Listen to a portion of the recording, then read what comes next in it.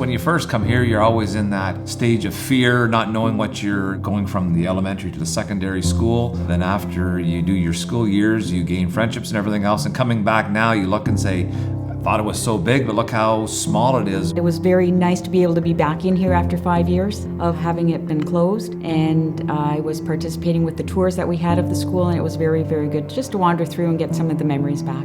When I came in 1986, this school was bilingual. It offered courses in French and English. It was actually called École Secondaire Penetanguishene Secondary School. The announcements were in English and French.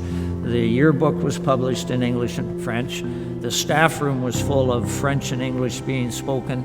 So it was a very unique situation. We would get a large percentage of the graduating class from the neighboring Catholic elementary school coming here, and it was simply because the parents had been students here and they were quite comfortable with sending their kids here and not shipping them off to Midland. Very big and important role in attracting families to this area during the time the school was open. We came from Toronto in the early 70s, and we were very happy to be able to be part of the Penetanguishene Secondary School. Most of the people from the town for years went to that high school. I know it's been a few years that they haven't had it, but even just having the building there makes it still kind of feel like it's part of the town. It's going to be weird to have it gone. Some of the ones that come back to me is Mr. Bayfield. He was a geography teacher. That was one of my favorite classes. Very much enjoyed my English classes. Mr. Jim Greenfield was a wonderful, wonderful teacher. Mr. Hartman was sort of the most memorable one for me because phys ed obviously was my favorite class, and so I had him always for gym. When you teach phys ed,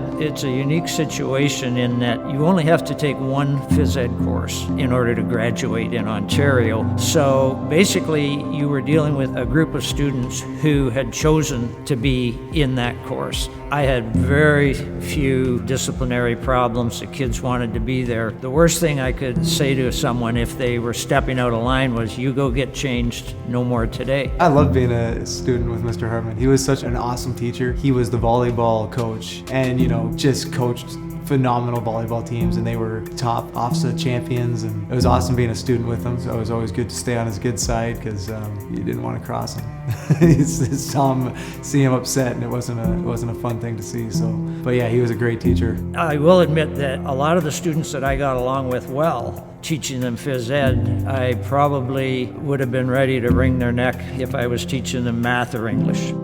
We had a population in the late 70s of over 900 students, so we had 3 portables out the back to handle the overflow, and one of them was music. We had a very, very good music teacher, John Cool. It was a wonderful class, and we actually produced 2 records. So I played clarinet, and there was our senior band, junior band, and a dance band.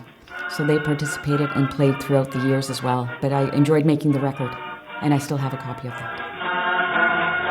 So I would say this floor here probably played a good part of my years of being my favorite part of the school. And then also the shop wing down on the, I would say the northern part of the school also played a part in my favorite parts too, because that were the shops and what things I enjoyed doing. When I think about high school, I think about the gym, and that's basically where I lived. That was my home. I used to eat my lunch in the change room. Like I just lived in the gym basically. We were all thrown in together from 3 different communities, Penetanguishene, Perkinsville, and LaFontaine, so we met a lot more friends, and I still have some of those friendships from grade 9. The ones that are important to you, you hold on to. The ones that are, yes, we were together for a good part of our schooling years. Sometimes they fall by the wayside, but I think the biggest thing is you come cross paths somewhere in life and everything else. Down the road, maybe you haven't seen somebody for 15 years, all at once, bang, you see that individual out in the community and you talk to them and just remember the old days.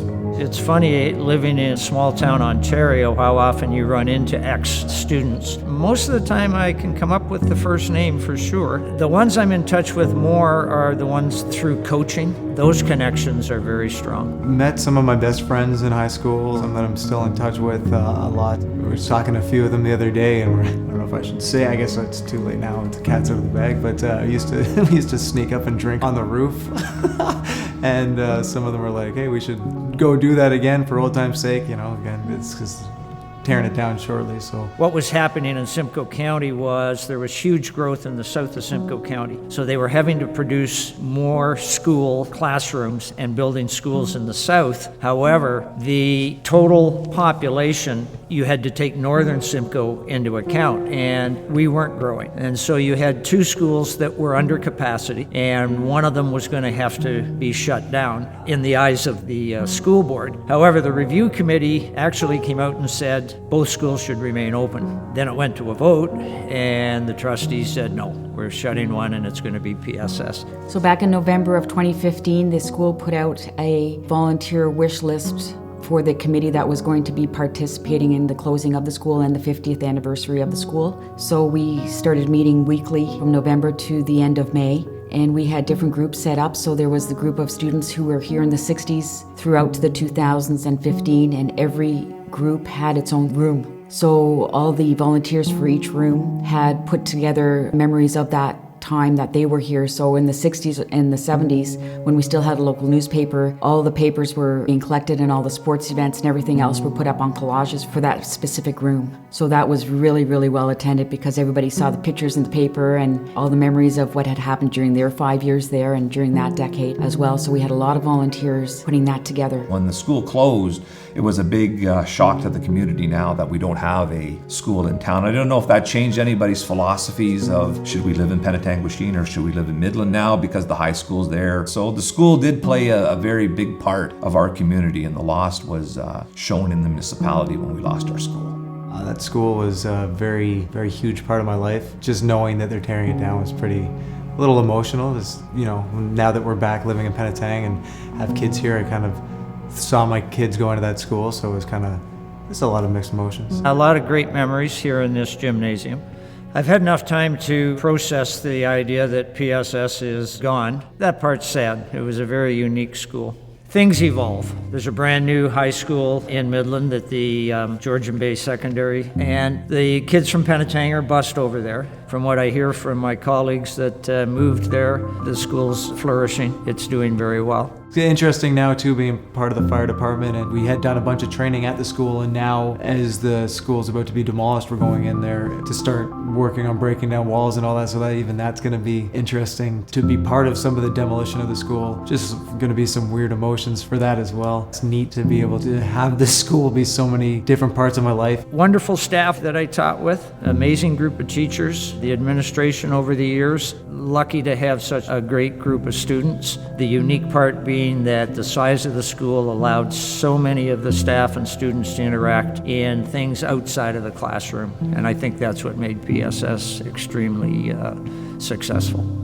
When you come back to a school after being away from the school for many years after graduating in 1989, coming back here now in my role in the municipality as a facilities manager, this got put into my portfolio also to watch the school until we get ready to demolish the building and everything else. It's hard to believe that I was a student of the school and now I'm part of the demolition of a former school, getting ready for the future development, whatever it's going to be. A thing most people won't be able to say they get to do in life. Attend as a student and now as a person working for a municipality, be part of the demolition process and possibly making the future plans of what this site is going to be. So that would be my kind of final remarks. This is, I guess, the last few thoughts I could have on the school is just want to thank the school and everybody in it.